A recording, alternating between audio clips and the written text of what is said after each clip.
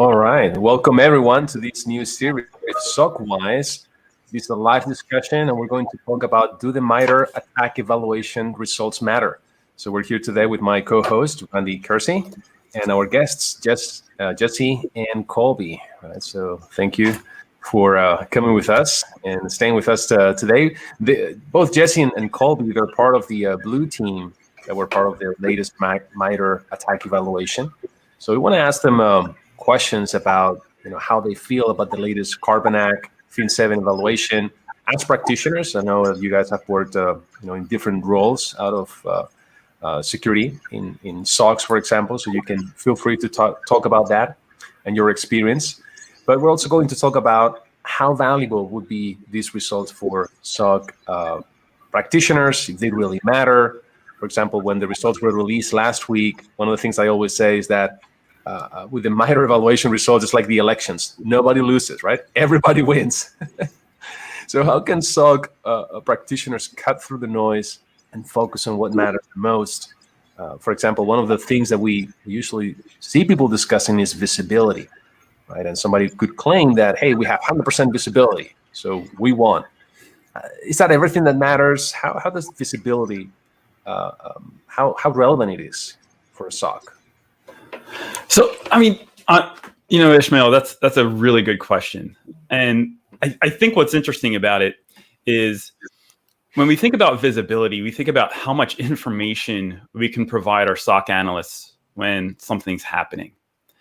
And if we plotted this kind of visibility data points against a graph, the more visibility we get, right, as visibility, that line kind of goes up, the number of false positives, the amount of false negatives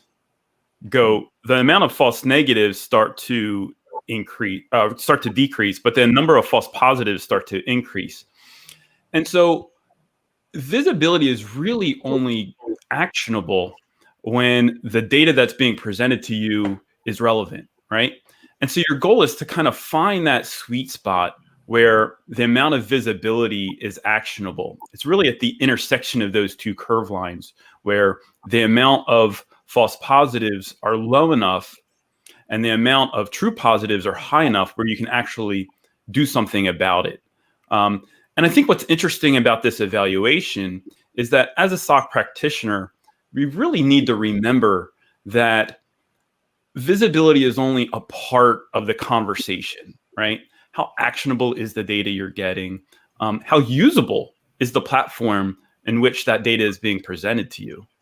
And so I think I definitely want to talk about the value of efficacy testing and the value of the MITRE evaluation. At the same time, let's realize that there's a number of different key factors that aren't covered by the MITRE evaluation that should definitely be part of the evaluation process for the SOC. Yeah. Interesting.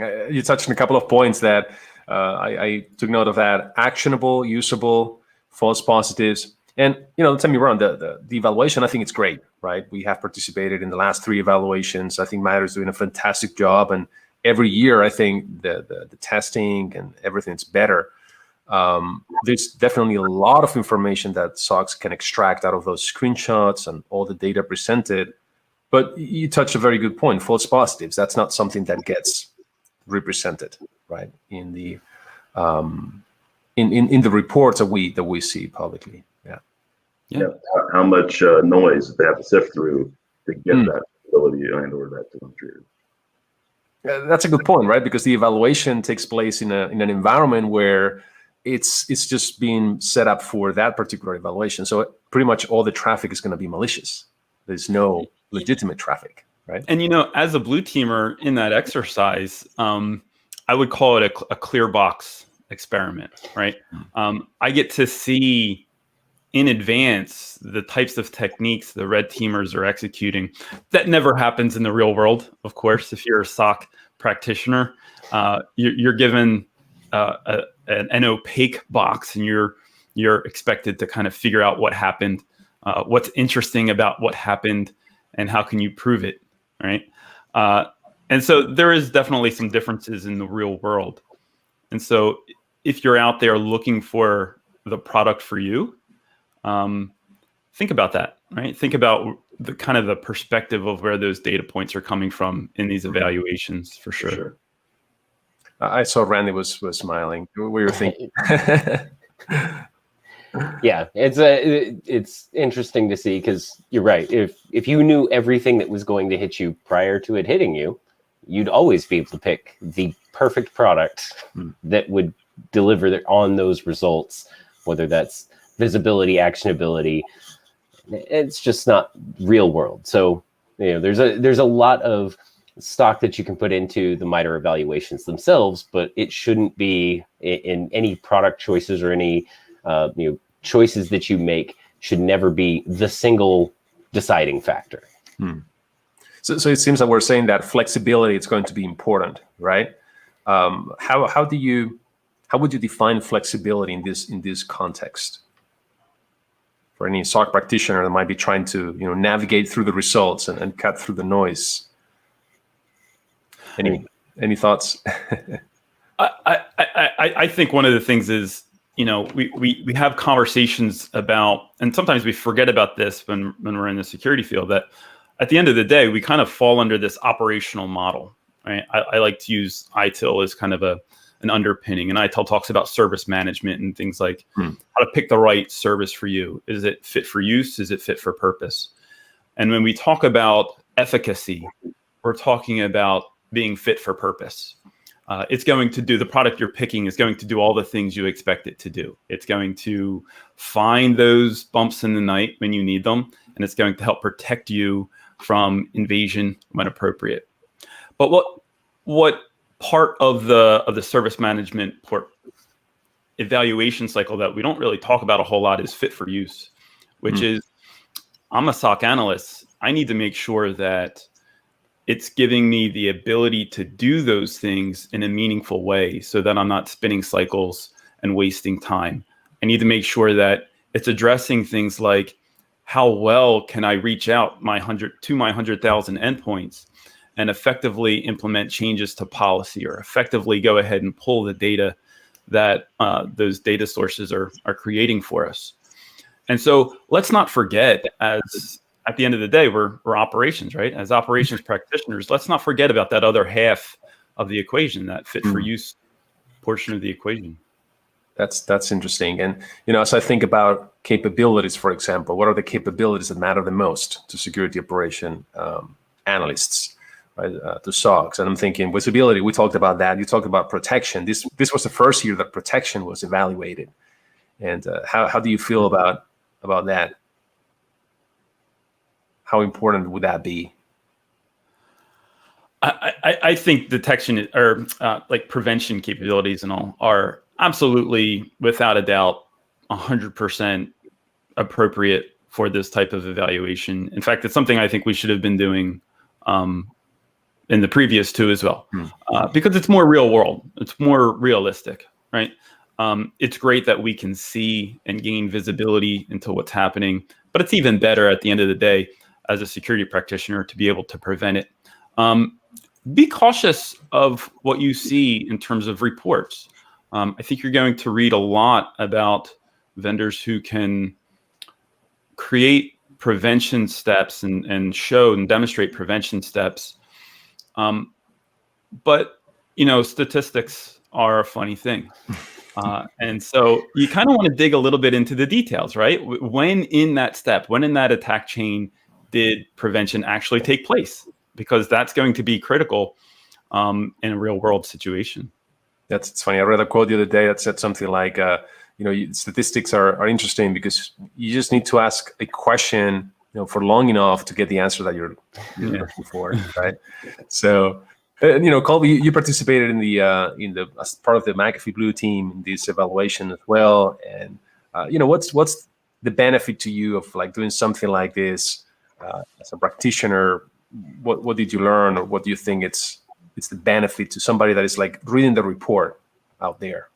Right. So being part of the purple teaming, blue team side of the exercise was fantastic. I have not been through an exercise like that in an organization with both the red team and blue team. operationally trying to determine what their strengths and weaknesses are. And that was fantastic. I think that's something that really needs to be bought in on by the organizations. If they're not conducting these exercises on a somewhat regular basis, then they're not really sure, where they stand in of defenses. And one thing you mentioned was visibility or flexible visibility. I think I missed my cue there.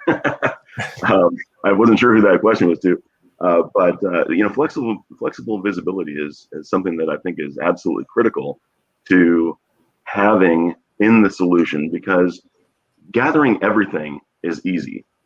It just takes a lot of resources. You can use Sysmon to gather everything and put it somewhere, but that's going to be very expensive and very time consuming to go through.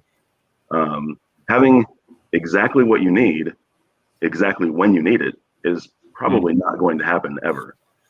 So getting good enough, the 80-20 rule, all the time, and then having the ability to do a just-in-time sampling of what you need, I think that's critical, and we offer that. And you brought a good point, right? Most people out there, they just like sit in front of the product and they never validate the efficacy. I think, Jesse, you talked about efficacy, right? And your experience, what you're saying is that, hey, this is eye-opening. And I think that, I see many organizations where they struggle with achieving the security outcomes they need. And not because they don't have the technology, in many cases because they don't know how to use it, right? And I think one of the benefits of these purple teaming exercises is that it shows people what they're capable to do with their products. So it's not just like a buying decision. It's like, hey, I have this product. How do I use it against a specific adversary? So to me, that's a benefit. And the fact that they also share the emulation plans, now they can go and emulate these by themselves as well. Maybe it's an opportunity to tell our audience, do that, pick these emulation plans, rehearse it with your products, and now look at the things that MITRE evaluation didn't measure. For example, response, right? Does response matter in a SOC? What do you think, Randy? Oh, absolutely. It's great to know something happened, but if you're not going to be able to act upon it, right, what good is it, right? If you can't do anything about it, your results aren't really useful in any way. Yeah, I think, and I think you're kind of heading down a path that we talked a little bit about the data sources too, right? It's MITRE's heavily EDR focused, heavily endpoint focused at least, and we know that if you're considering response and you're considering the detection, endpoint isn't the only place to get data. It's not going to be the only control point that the SOC has visibility into. So as we talk about things like false positives, false negatives, you stack on all these other products, and if they can't communicate or you can't take that response across products, you start to really suffer, because yes, I had one tool that does one thing really, really well, but I'm kind of missing out on all the other tools. So I'm hoping to see MITRE incorporate more of those things. The cloud aspect is kind of missing through a lot of this particular round of testing, and I'm hoping to see they pull more of that in. And I think it leans into some of that XDR story beyond just the endpoint. I suggest nodding, like you want to see more of that, right? More cloud. More Oh yeah, absolutely. Yeah, and it's funny because that's one of the things I think Colby and I were speaking about throughout the exercise is, all the other components that would go into a real world attack scenario. Yeah. But I think these evaluations are definitely a step in the right direction, right? If we summarize what we have discussed, many organizations out there, they don't have the resources, the skills to do purple teaming exercises. Let's face it, right? A lot of people out there, they just do vulnerability assessments, penetration testing, but they never emulate these type of behaviors.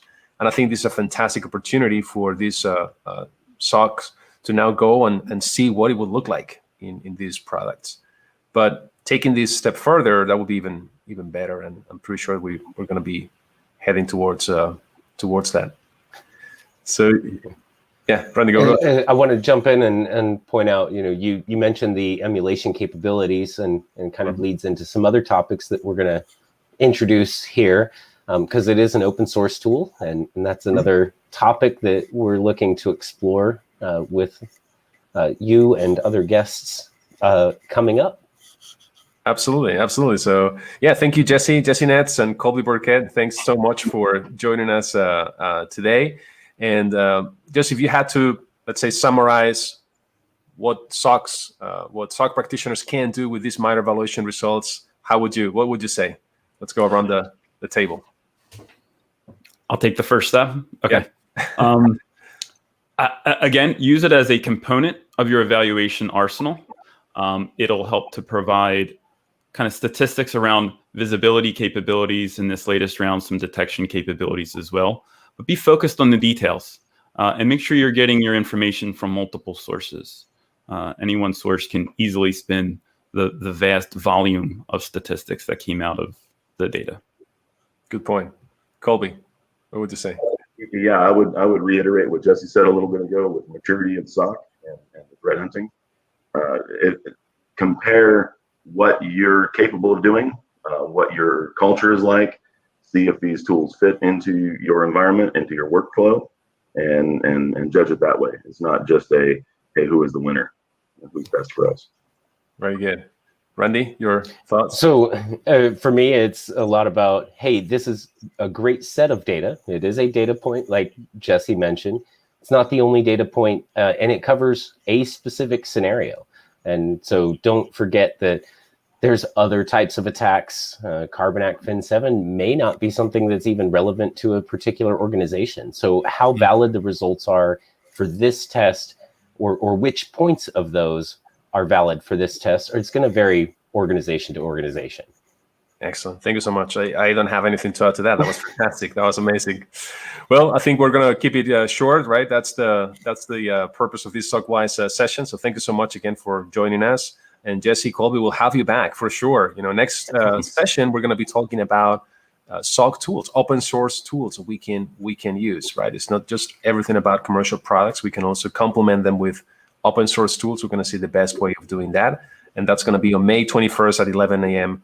Pacific time. You have it on the banner. You also have seen some of our links to the blogs, and Jesse and Colby, they will be offering some blogs on this that are going to be published pretty soon. Well, thank you so much. We'll see you soon. Enjoy the rest of your day. Thanks everyone.